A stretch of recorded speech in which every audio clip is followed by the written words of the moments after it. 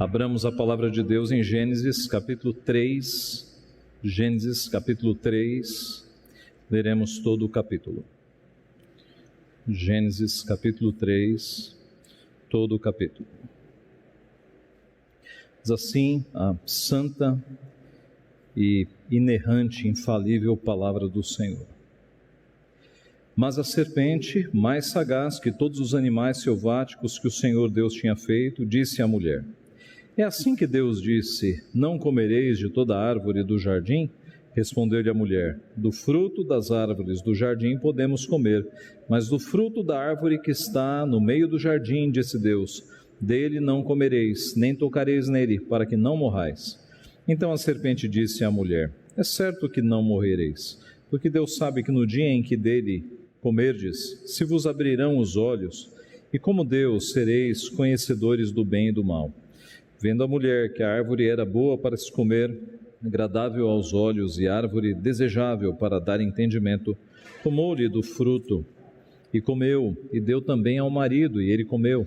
Abriram-se então os olhos de ambos, e percebendo que estavam nus, coseram folhas de figueira e fizeram cintas para si. Quando ouviram a voz do Senhor Deus, que andava no jardim pela viração do dia, esconderam-se da presença do Senhor Deus, o homem e sua mulher, por entre as árvores do jardim. E chamou o Senhor Deus ao homem e lhe perguntou: onde estás? Ele respondeu: ouvi a tua voz no jardim, e porque estava nu tive medo e me escondi. Perguntou-lhe Deus: quem te fez saber que estavas nu? Comeste da árvore que eu te ordenei que não comesses? Então disse o homem: a mulher que me deste por esposa, ela me deu da árvore e eu comi. Disse o Senhor Deus à mulher: que é isso que fizeste? Respondeu a mulher: a serpente me enganou e eu comi.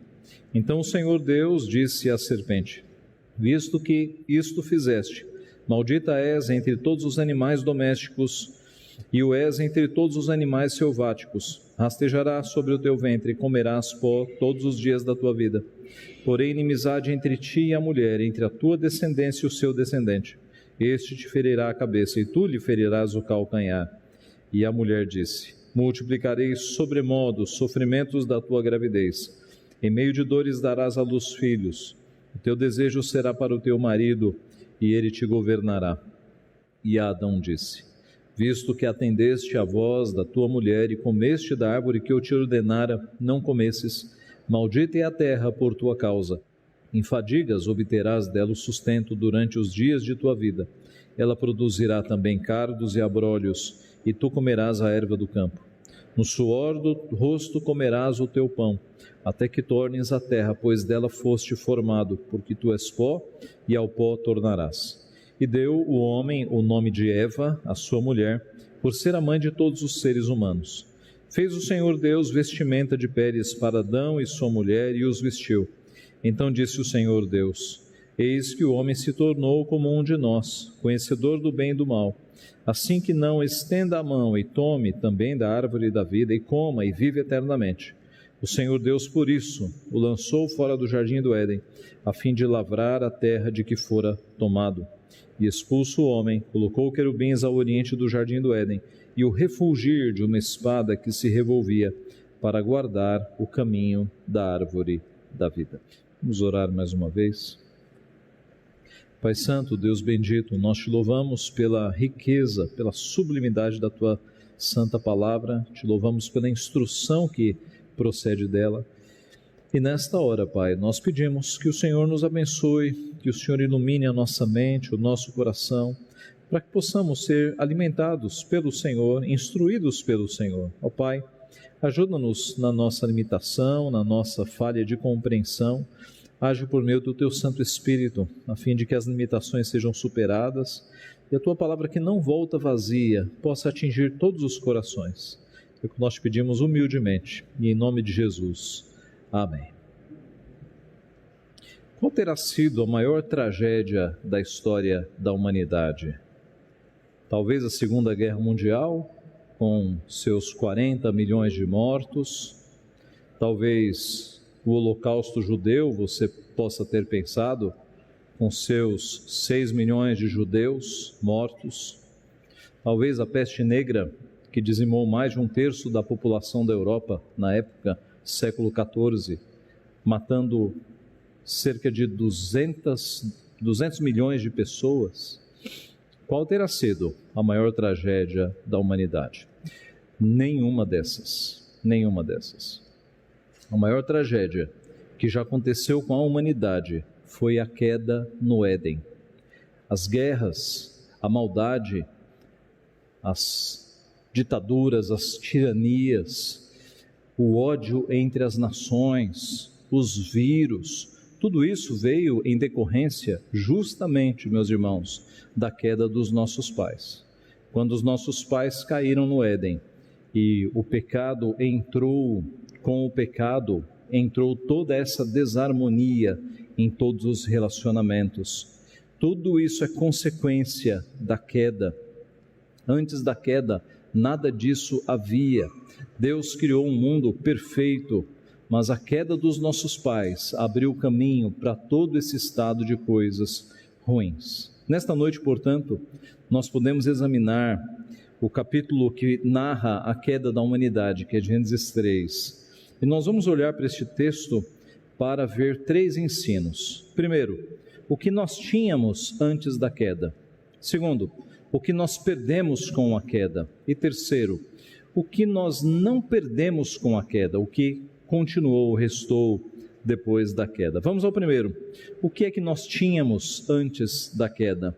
Nós tínhamos harmonia, tínhamos vida e tínhamos conhecimento. Harmonia, vida e conhecimento. Nós tínhamos comunhão com Deus. Deus nos fez, meus irmãos, como uma obra de um Deus amoroso.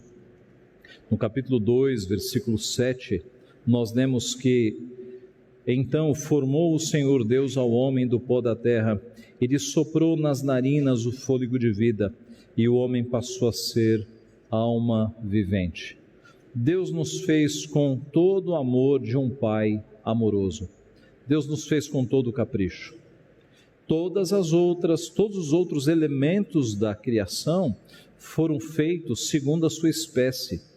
Foram feitos, digamos, no atacado. Foram feitos em série. O nosso Deus disse: povoem-se as águas de animais marinhos, e os oceanos ficaram repletos de peixes. Deus disse: haja pássaros, aves nos céus, e os céus se encheram de aves. Animais selvagens, todos ao mesmo tempo. Animais domésticos, todos ao mesmo tempo. Pela palavra do Senhor, a criação foi sendo habitada. A criação outrora deserta foi sendo agora habitada de seres viventes. Com as plantas ele fez a mesma coisa, com os minérios. Mas quando foi para criar o primeiro homem, chamado Adão, Deus não disse apenas: apareça um homem, Adão. Ele fez como que um boneco de barro. O verbo no hebraico que fala que o Senhor Deus formou o homem do pó da terra, é o mesmo verbo utilizado para os oleiros, aqueles que faziam objetos de barro, é o mesmo verbo. Então Deus fez como que um boneco de barro e soprou nas suas narinas o fôlego da vida. Com qual outra criação Deus agiu desta forma? A criação do ser humano foi toda especial. A criação da mulher, da mesma forma. Deus pegou a costela de Adão, e da costela de Adão ele reproduziu uma mulher, uma auxiliadora. Observe, meus irmãos, como o nosso Pai foi amoroso na nossa criação. Mas não apenas isso, Ele nos colocou num lugar de delícias, no Éden, um lugar de delícias, um lugar com plantas, com árvores frutíferas, com fontes de águas, nós veremos daqui a pouco, um local perfeito. Imagine como era o Éden antes do pecado. Hoje, especialmente no nosso país, que é tão rico de belezas naturais, nós conhecemos alguns lugares e ficamos extasiados de tanta beleza natural. Imagine como era antes da queda, antes do pecado. Imagine como era o Éden antes do pecado. Era um local de delícias, tudo o que Adão e Eva precisavam estava ali à sua disposição, árvores, frutas de todos os tipos. Note que Deus não fez Adão e Eva e os colocou num planeta inóspito. Deus não fez Adão e Eva e colocou em Marte ou algum outro planeta. Tal qual um pai e uma mãe preparam o quartinho do bebê que virá e deixam tudo pronto, tudo arrumado. Deus fez a sua criação com tamanha perfeição.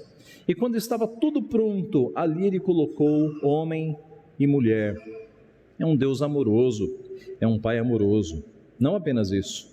Além dele nos criar com tanto cuidado, coroa da sua criação, Ele nos fez a sua imagem e semelhança. Nenhum animal foi feito à imagem e semelhança de Deus. Foram feitos segundo a sua espécie. Nós fomos feitos segundo a sua imagem e semelhança. Os atributos, alguns atributos de Deus, algumas virtudes e características de Deus, Ele passou para nós. Ele é Pai e nós somos filhos. Ele transmitiu, Ele comunicou algumas das suas virtudes do seu ser, tais como bondade, amor, misericórdia, paciência, justiça. Tudo isso nos foi passado naquilo que nós chamamos em teologia de atributos comunicáveis, porque Ele nos comunicou isso. Nós fomos feitos segundo a sua imagem e a sua semelhança. Ele não fez isso com nenhuma outra das suas criaturas. E Ele nos deu domínio. Ele colocou os nossos pais para dominarem sobre a criação. Ele não fez tudo no mesmo nível.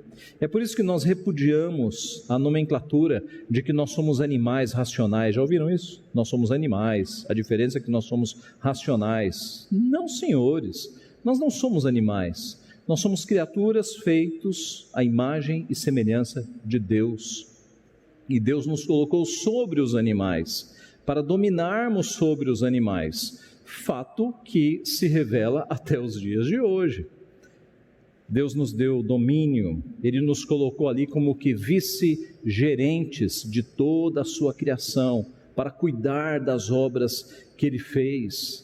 O salmista no Salmo 8, de uma forma poética, ele se refere a isso com as seguintes palavras: Fizeste-o, no entanto, por um pouco menor do que Deus, e de glória e de honra o coroaste. Deste domínio sobre as obras da tua mão, e sob seus pés tudo lhe puseste, ovelhas e bois todos, e também os animais do campo, as aves do céu e os peixes do mar, e tudo o que percorre as sendas dos mares. Meus irmãos, nós tínhamos comunhão com Deus, nós tínhamos harmonia total, comunhão com Deus. Nós tínhamos também harmonia e comunhão com as coisas criadas, com o universo criado. O Éden era um local de extrema beleza. No capítulo 2, versículo 9, nós lemos: Do solo fez o Senhor Deus brotar toda sorte de árvores agradáveis à vista e boas para o alimento, e também a árvore da vida no meio do jardim, e a árvore do conhecimento do bem e do mal. Toda sorte de árvores agradáveis à vista e boas para alimento. Eu não sei quantas frutas você conhece, eu conheço muito poucas, minha esposa conhece muito, mas imagine a quantidade de árvores frutíferas, todas, não é? Todas. Se alguma fruta entrou em extinção, ou acabou, ou não se reproduz mais, neste momento ela estava criada, porque Deus criou todas as frutas, todas as árvores frutíferas, e elas eram agradáveis à vista, e eram boas para a alimentação. E Adão e Eva tinham completa comunhão, ou estavam em completa harmonia com a criação de Deus. Havia também abundâncias de águas. Capítulo 2, versículo 10, nós lemos assim: E saía um rio do Éden para regar o jardim, e dali se dividia, repartindo-se em 4 braços. O primeiro chama-se Pison, e é o que rodeia a terra de Avilá, onde há ouro. O ouro desta terra é bom. Também se encontram lá o bidélio e a pedra de ônix. O segundo rio chama-se Gion, e é o que circunda a terra de Cuxi. O nome do terceiro rio é Tigre, e é o que corre pelo oriente da Síria. E o quarto é o Eufrates. Observe que havia abundância de águas. O Éden, meus irmãos, era uma região grande, com rios, com 4 rios, com uma floresta, com muitas árvores. E havia o jardim, que era um local menor, onde estava ali a habitação de Adão e Eva. Mas o Éden era grande, era uma região grande, e havia então abundância de recursos naturais, abundância de águas, e recursos minerais também, como nós lemos aqui. Havia ouro, havia bidélio, ônix, recursos naturais. O ouro, que ainda é tão valioso para a nossa civilização, já aparece aqui como um recurso dado por Deus. Então havia uma comunhão e uma harmonia entre Adão e Eva e a própria criação, e havia, óbvio, harmonia entre eles. Adão e Eva foram feitos sem pecado, então havia uma perfeita e completa comunhão nas relações familiares no primeiro casal. Capítulo 2, verso 18, nós lemos: disse mais o Senhor Deus: não é bom que o homem esteja só, far-lhe-ei uma auxiliadora que lhe seja idônea. Uma auxiliadora adequada. Por que Adão precisava de auxílio? Porque Deus já havia colocado Adão no jardim para cuidar da criação que ele havia feito. O Adão não estava ali como alguém que não tinha nada para fazer. Deus o colocou no jardim para ele lavrar, para ele cuidar da criação. O trabalho é bênção. E Adão, o nosso pai, ele trabalhava desde o momento em que ele foi criado. Ele precisava de auxílio, e o auxílio veio desta sua igual, desta mulher chamada Eva, cujo primeiro nome é Varoa. No versículo 23, quando, quase que extasiado, Adão olha para a mulher e ele diz: esta é afinal osso dos meus ossos, carne da minha carne, chamar-se-á varoa, porquanto do varão foi tomada. Adão dá à sua esposa o nome que ele tinha. Em português, há essa semelhança nas palavras varão e varoa. No hebraico, permita-me citar, é ish, homem, e isha, mulher. Então Adão está falando aqui: eu vou chamá-la de isha, mulher, porque do ishi ela foi tomada. Percebe a semelhança? É Adão dizendo: finalmente uma igual a mim. E por que ele pensou isso? Porque versículos antes, Deus disse para Adão dar nome a todos os animais, e ele viu macho e fêmea, macho e fêmea, macho e fêmea, mas para ele não havia uma fêmea. Por isso foi que Deus lhe deu uma auxiliadora, e ele percebeu que era da mesma espécie, da mesma linha. E assim você tem esta harmonia nas relações familiares, esta alegria de Adão de ter uma auxiliadora. O texto fala que eles estavam nus e não se envergonhavam. Não havia vergonha, não havia culpa, não havia pecado. Eram relações familiares perfeitas. Tudo isso nós tínhamos antes da queda: comunhão, harmonia. Nós tínhamos vida no sentido máximo da palavra. No capítulo 2, versículo 9, é dito que eu vou ler: do solo fez o Senhor Deus brotar toda sorte de árvores agradáveis à vista e boas para o alimento, e também a árvore da vida no meio do jardim, e a árvore do conhecimento do bem e do mal. Então, no meio do jardim, você tinha a árvore da vida.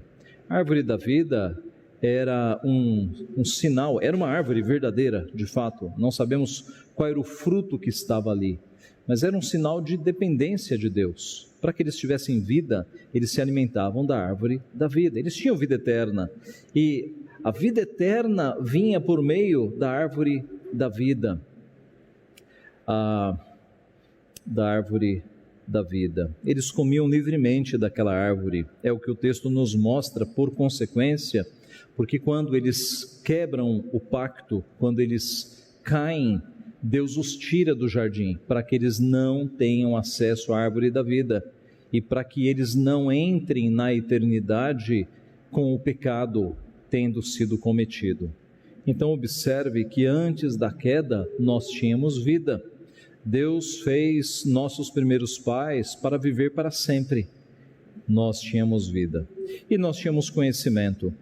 Ali no jardim, além da árvore da vida, havia também a árvore do conhecimento do bem e do mal. Nossos primeiros pais conheciam a Deus, e eles conheciam a Deus, embora com as suas limitações, mas era um conhecimento de relacionamento. O texto fala que, no texto que nós lemos, que ali no declinar da tarde, Deus, ele andava no jardim. Deus assumiu uma figura humana, o que nós chamamos de teofania, e ele se comunicava com Adão e Eva nesta forma, nesta figura humana, e ele andava pelo jardim no final do dia. Tanto é que eles se esconderam, né? Se fosse apenas uma voz, como se esconder de uma voz? Eles se esconderam de uma teofania, de uma figura humana que andava no jardim.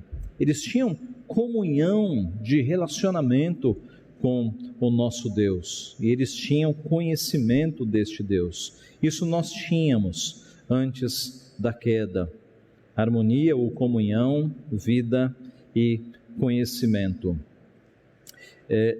Nesta primeira parte da história, salta aos olhos o amor de Deus, de ter nos feito desta forma tão paternal, com tanto cuidado, comunicando a nós os seus atributos e cuidando de nós ali no local das delícias.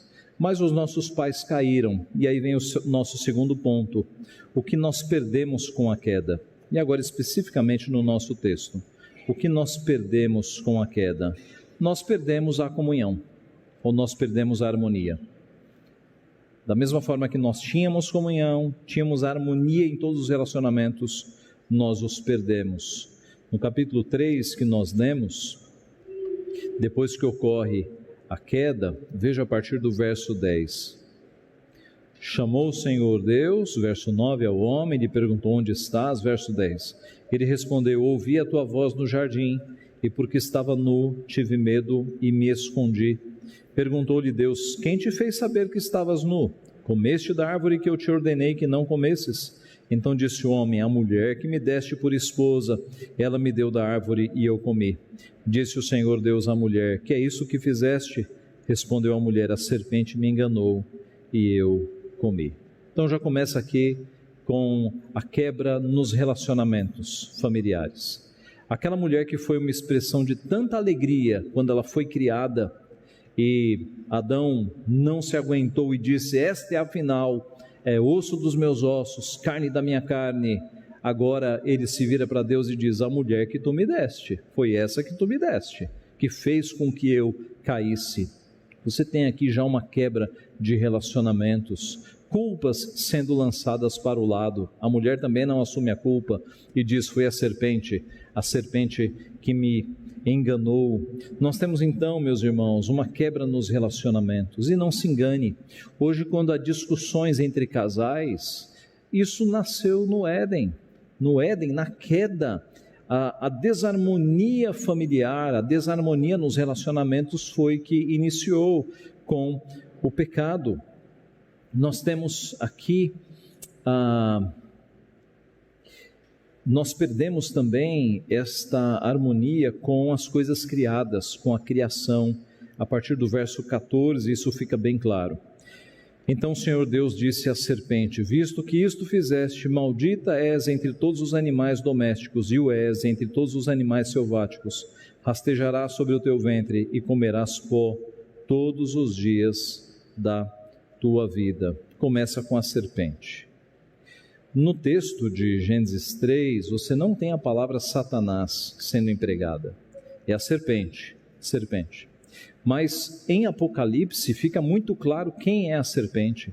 Apocalipse mostra que a serpente é Satanás. E a primeira maldição vai para a serpente. Ela vai rastejar agora no seu ventre e vai comer o pó todos os dias da sua vida. Verso 15: porém inimizade entre ti e a mulher, entre a tua descendência e o seu descendente. este te ferirá a cabeça e tu lhe ferirás o calcanhar. Antes da queda, havia relacionamento com a obra criada, com os animais, com as serpentes. Nada gerava mal, mas agora já há uma quebra de relacionamento com a criação. A serpente torna-se inimiga aqui, o próprio animal torna-se inimigo. Na sequência do texto, a mulher disse: multiplicarei sobremodo os sofrimentos da tua gravidez, em meio de dores darás à luz filhos, o teu desejo será para o teu marido, ele te governará. 2 castigos para a mulher. O primeiro foi uma multiplicação das dores da gravidez. As dores de parto foram ampliadas, foram multiplicadas. E o segundo é que o teu desejo será para o teu marido. Ela já havia sido criada como auxiliadora, mas porque o desejo dela foi para a serpente, ela ouviu a voz da serpente, agora Deus está reafirmando: o teu desejo será agora para o teu marido. Está reafirmando aqui a submissão. E Adão disse: visto que atendeste à voz da mulher e comeste da árvore que eu te ordenara não comesses, maldita é a terra por tua causa, em fadigas obterás dela o sustento durante os dias da tua vida. Adão deveria ter ouvido a voz de Deus. A memória da ordem deveria estar ecoando: vocês podem comer de todas as árvores, menos da árvore do conhecimento do bem e do mal. Adão ouviu a sua mulher. Visto que ele ouviu a sua mulher para pecar, e ali o pacto foi quebrado, agora Deus castiga Adão, dando a ele a fadiga, o cansaço. Ele vai continuar lavrando a terra, mas agora vai ser muito mais duro, vai ser muito mais cansativo. Agora é com o suor do teu rosto. A própria terra, o cosmos, recebeu a maldição de Deus também. A terra produzirá cardos e abrolhos, espinheiros e ervas daninhas, ervas que impedirão a terra de produzir o tanto que ela poderia produzir. Paulo fala sobre isso em Romanos, dizendo que a criação está sujeita à vaidade por causa do pecado. A criação, as plantações não produzem tanto quanto poderiam por causa do pecado, porque ela foi sujeita à vaidade. A terra produz agora cardos e abrolhos, e tu comerás a erva do campo. No suor do teu rosto comerás o teu pão, até que tornes a terra, porque dela foste formado, porque tu és pó, e ao pó tornarás. Observe então, meus irmãos, que a harmonia entre homem e mulher, relações familiares, foi quebrada, a harmonia com a criação de Deus foi quebrada, e por fim, a harmonia com o próprio Deus, a comunhão com o próprio Deus foi quebrada. Eles foram expulsos do jardim, no verso 23. O Senhor Deus, por isso, o lançou fora do jardim do Éden, a fim de lavrar a terra de que fora tomado. E expulso o homem, colocou querubins ao oriente do jardim do Éden, e o refugir de uma espada que se revolvia, para guardar o caminho da árvore da vida. Aquela comunhão tão preciosa que eles tinham, de Deus na virada do dia, passear pelo jardim, agora não existirá mais. Eles perderam esta comunhão. Eles perderam mais do que isso, eles perderam a vida, e nós com eles.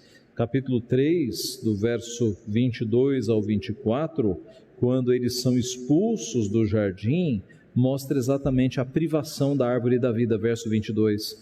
Então disse o Senhor Deus: eis que o homem se tornou como um de nós, conhecedor do bem e do mal, assim que não estenda a mão e tome também da árvore da vida e coma e viva eternamente.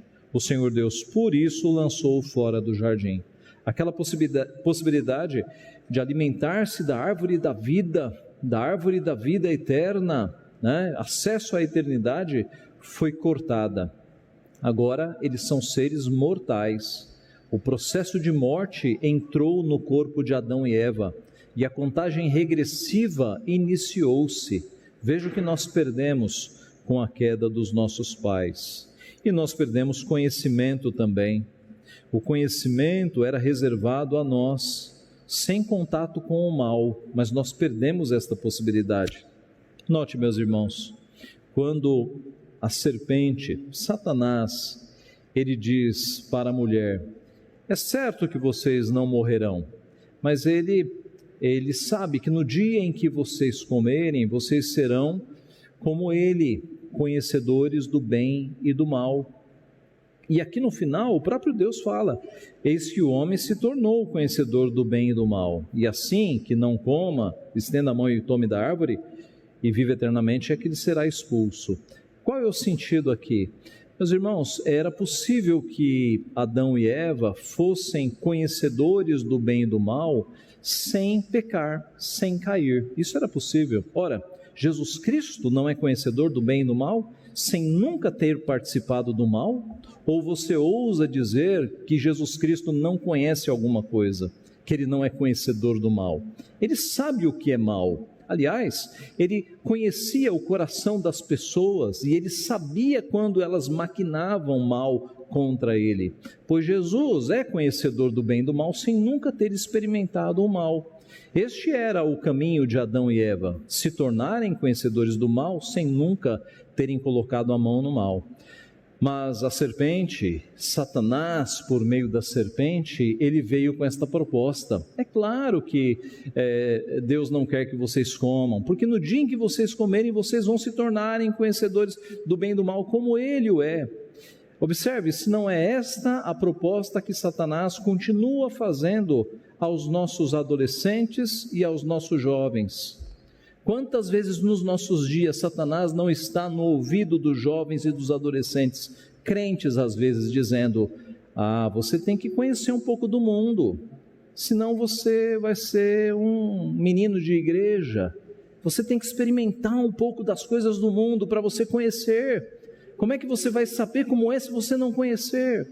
Observe que a mesma astuta serpente continua com a mesma técnica, dizendo enganosamente que para conhecermos o mal nós temos que experimentar do mal, quando Deus nos mostra que Ele nos aponta o que é mal e nos manda pelo caminho correto. Nós não precisamos experimentar o mal para saber que são caminhos de morte, porque Ele nos mostra na sua palavra. Nós somos os seus filhos. Observe então que nós perdemos um conhecimento puro e santo, nós perdemos a chance de ter um conhecimento sem participação com o mal, porque Adão e Eva caíram e se tornaram conhecedores do bem e do mal, mas da pior forma possível.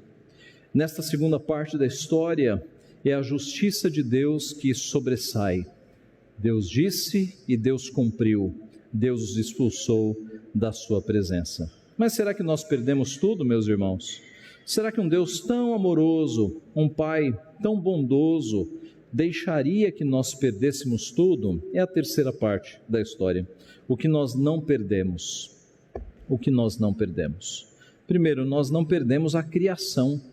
Nós, em nossos pais, não fomos expulsos da criação.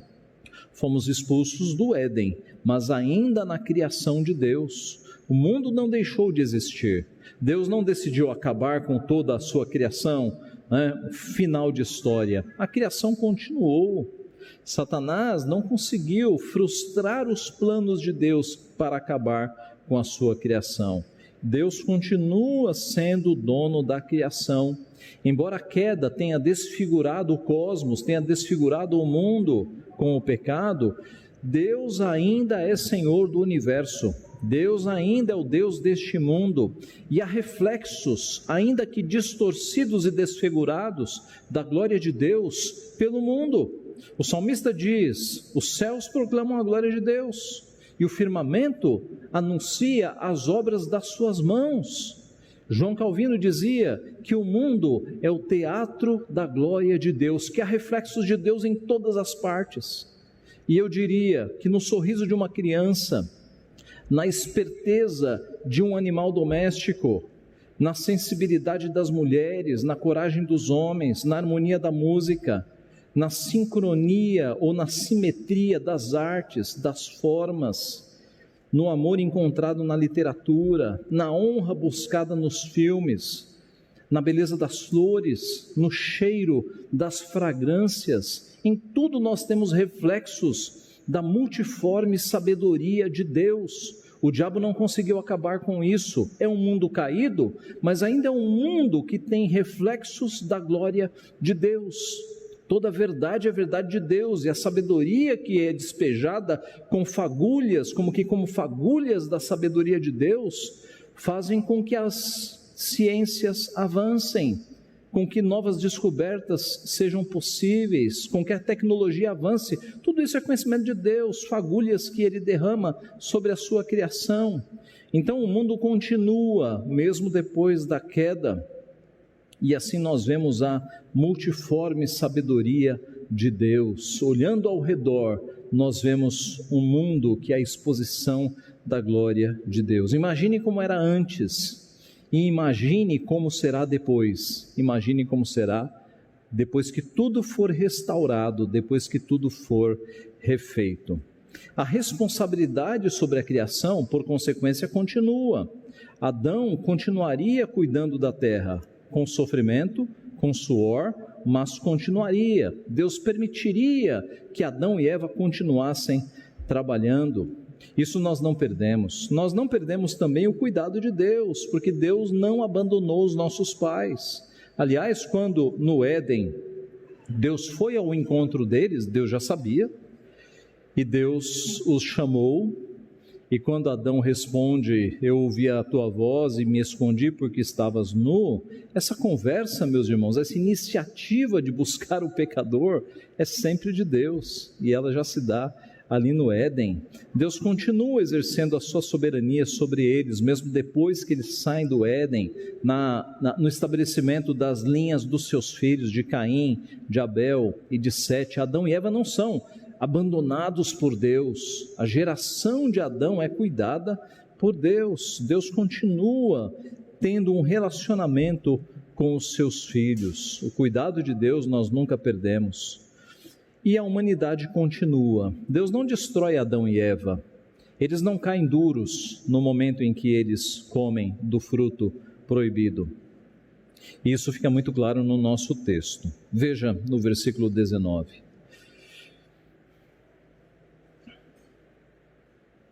Na verdade, no versículo 16. E a mulher disse: multiplicarei sobremodo os sofrimentos da tua gravidez. Em meio de dores darás à luz filhos. O teu desejo será para o teu marido, e ele te governará. Na sequência do texto, depois das maldições, veja, aqui nós temos a maldição do sofrimento e da submissão, a reafirmação da submissão. Verso 17,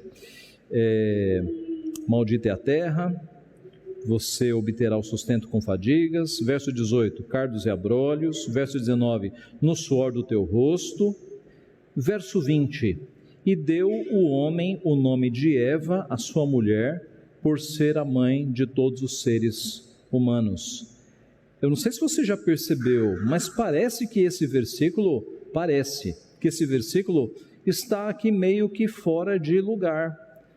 Como assim, pastor? No meio das maldições, Deus está dando os castigos por causa da queda, e Adão decide dar um nome para Eva, de Eva, não mais de Ishá, como ele havia dado, de varoa, mas agora de Eva. Qual é a relação dos castigos que Deus deu, espalhou sobre aqueles que estão, aqui nessa história inicial, e Adão dando o nome de Eva? Não é um texto fácil, mas a maioria dos estudiosos da Bíblia dizem o seguinte: Adão percebeu que Deus havia abrandado a pena, que Deus havia mitigado, abrandado, amansado a pena. Porque, meus irmãos, a ordem não era: no dia em que dele comerdes certamente morrerás. Adão e Eva não caíram duro, e misturado com o castigo de Deus veio graça. Eu imagino Adão e Eva recebendo o castigo: multiplicarei sobremodo os sofrimentos da tua gravidez, em meio a dores darás à luz filhos. E eu imagino, eu não sei se ela pensou isso, mas eu imagino Eva pensando: eu vou poder ter filho? Ou Adão pensando: nós vamos poder ter filhos? Porque Deus de fato abrandou a pena. Deus não os matou ali, Deus deu as condições de eles serem pai e mãe. E é por isso que Adão diz: O teu nome será Eva, porque você será a mãe de todos os seres humanos. Observe como a graça e a misericórdia, mesmo no castigo de Deus, quando Deus nos castiga. E aqui foi um abrandamento desta pena. Pastor, mas Deus mentiu? Não, o processo de morte começou. Eles passaram a ser seres mortais. A contagem regressiva começou, mas Deus lhes deu bênçãos, lhe deu a chance deles continuarem vivos, de continuarem cuidando da criação e de terem filhos. Este é um Deus misericordioso, meus irmãos. É por isso que este versículo do nome aparece aqui. E o que mais nós não perdemos? Por causa da graça e da misericórdia de Deus, nós perdemos a imortalidade física, mas nós não perdemos a imortalidade eterna. Porque em Gênesis 3,15 é o primeiro anúncio do Evangelho que nós temos. Porém, inimizade entre ti e a mulher, entre a tua descendência e o seu descendente, este te ferirá a cabeça e tu lhe ferirás o calcanhar.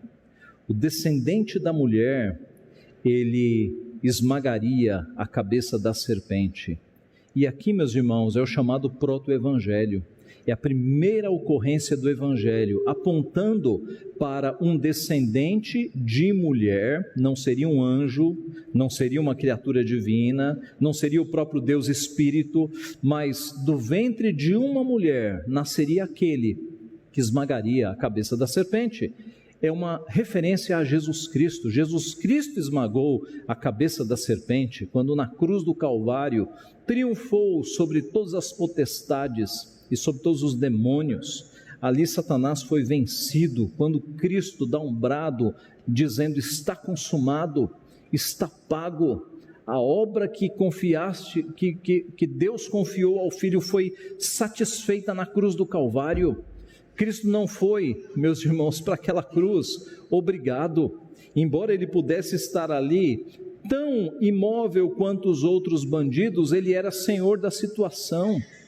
Ele não cochichava, ele bradava, e o último brado foi: nas tuas mãos entrego o meu espírito. Ele é senhor até sobre o momento em que ele vai morrer, ele entrega o seu espírito não lhe é tomado, e está consumado, está pago, ele pagou pela obra que Deus o colocou para fazer.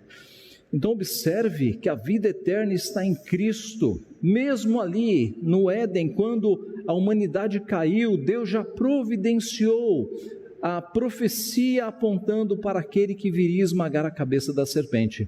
E Cristo fez exatamente isso. Então, nesta terceira parte da história, o que sobressai aos nossos olhos é a graça e a misericórdia de Deus.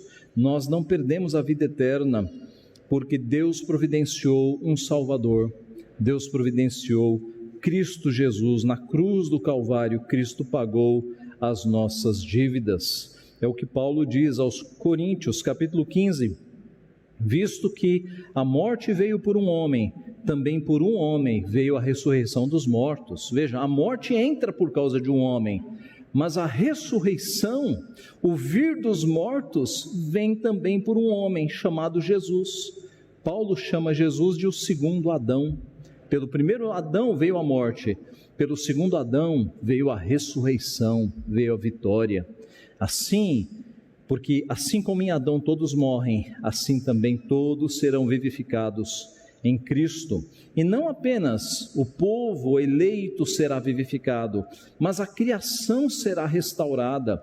Paulo, escrevendo aos Romanos, ele diz: a ardente expectativa da criação aguarda a revelação dos filhos de Deus. De uma forma poética, Paulo está dizendo que a criação que foi impactada, lembra dos cardos e abrolhos, ela aguarda pela sua restauração, porque ela será restaurada. Ora, não houve castigo para a terra, pois a terra também será redimida, pois a criação está sujeita à vaidade, Romanos 8:20, não voluntariamente, mas por causa daquele que a sujeitou, na esperança de que a própria criação será redimida do cativeiro da corrupção, para a liberdade da glória dos filhos de Deus. porque sabemos que toda a criação a um só tempo geme e suporta angústias até agora. A criação sofre por causa do pecado, e não somente ela, mas também nós, que temos as primícias do Espírito, igualmente gememos em nosso íntimo, aguardando a adoção de filhos, a redenção do nosso corpo. Assim como nós sofremos porque somos pecadores, assim como nós nesta vida temos muitas lutas e sofrimentos porque somos pecadores, e nós aguardamos, ansiamos pelo retorno de Cristo, o cosmos, a criação também tem este anseio. E Pedro, na segunda epístola, ele expõe justamente a restauração de todas as coisas. Ele diz lá na segunda epístola, capítulo 3, virá entretanto como ladrão o dia do Senhor, no qual os céus passarão com estrepitoso estrondo, e os elementos se desfarão abrasados, também a terra e as obras que nela existem serão atingidas, visto que todas essas coisas hão de ser assim desfeitas. Deveis ser tais como os que vivem em santo procedimento e piedade, esperando e apressando a vinda do dia de Deus, por causa do qual os céus incendiados serão desfeitos e os elementos abrasados se derreterão. Nós, porém, segundo a sua promessa, esperamos novos céus e nova terra, nos quais habita a justiça. Eis que a terra infectada pelo pecado será restaurada e nós teremos novos céus e nova terra. Meus irmãos, quando Cristo retornar, todas as coisas serão refeitas. Não apenas os corpos serão refeitos por meio da ressurreição, mas também toda a criação que foi afetada será refeita. Passará pelo fogo, será purificada e será refeita. Concluindo, então, qual terá sido a maior tragédia na história da humanidade? Certamente não foi a Segunda Guerra Mundial. Certamente não foi o Holocausto judeu, certamente não foi a peste negra. A maior tragédia da humanidade foi, de fato, a queda dos nossos pais no Éden. Por outro lado, meus irmãos, em 1969, quando o homem pisou na Lua, o presidente dos Estados Unidos, Richard Nixon, disse com todo orgulho: este é o dia mais importante para a humanidade, o dia em que o homem pôs os pés na Lua. O pastor Billy Graham o corrigiu rapidamente. O dia mais importante para a humanidade não foi o dia em que o homem pôs os pés na Lua, mas o dia em que Deus pôs os pés na terra. Este foi o dia mais importante da humanidade. E, meus irmãos, quando Deus pôs os pés na terra por meio da encarnação do seu Filho, e ele foi preparado pelo Espírito Santo, e na sua infância ele crescia em graça e em sabedoria e estatura diante de Deus e dos homens, e ele assumiu o ministério, e ele foi batizado. Logo depois do batismo, o Espírito Santo o tomou e o levou para a sua grande primeira prova no deserto, e o texto fala que ele foi conduzido pelo Espírito Santo para o deserto, e chegando no deserto, em condições muito piores do que as condições do Éden, ele encontrou-se com a serpente, só que agora ela não era mais uma serpente, agora era o próprio Satanás, um anjo caído. E os paralelos são óbvios. Adão no jardim, acompanhado da sua esposa, com toda a alimentação de toda a variedade de frutas deliciosas disponíveis, com a barriga cheia, sem ser tentado por causa do estômago, acompanhado, sem pecado, amado por um Pai amoroso, caiu. E aqui Jesus Cristo, 40 dias sem colocar nada na barriga, sozinho, no deserto, não estava com árvores, no deserto. E eis que agora não é mais a serpente enganadora, mas é o próprio Satanás que se apresenta a ele. Ele faz tentações gigantescas. Se és filho de Deus, manda que essas pedras se transformem em pães e sacia a tua fome. E Jesus Cristo, na palavra, não só de pão viverá o homem. E se me adore que você vai ter acesso a todos os reinos do mundo, se você me adorar, se prostrado me adorar. E Jesus, está escrito: somente ao Senhor teu Deus adorarás e a Ele prestarás culto. E nas 3 tentações, Jesus, embora fraco fisicamente, porque estava 40 dias de jejum, ele estava com o espírito fortalecido. E as 3 respostas foram: está escrito, está escrito, está escrito. Meus irmãos, e ali você tem um paralelo de que o primeiro Adão não conseguiu, ele falhou, mas o segundo Adão venceu triunfantemente sobre as tentações de Satanás. E não apenas neste primeiro episódio, nesta primeira prova, mas durante toda a sua vida, Jesus venceu.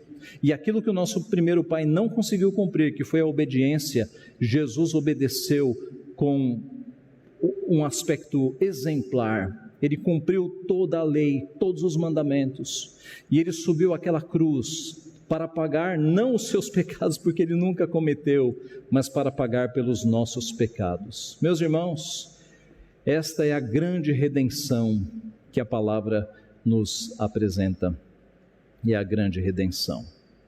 Alguns autores chamaram a queda e o pecado de felix culpa,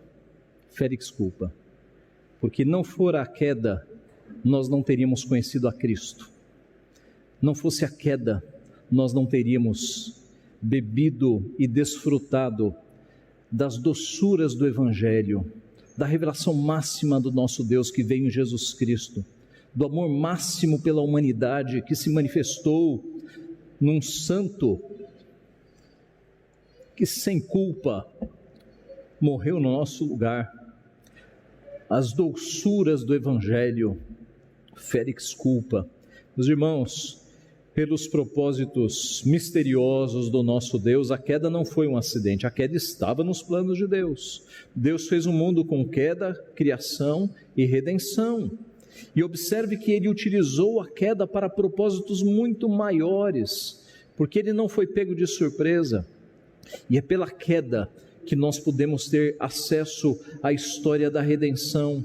E foi por causa da queda que Deus tirou Adão e Eva do jardim, para que eles não tivessem mais acesso à árvore da vida eterna e passassem, digamos, por um tratamento que durou alguns milênios, para que Cristo viesse, para que eles fossem salvos.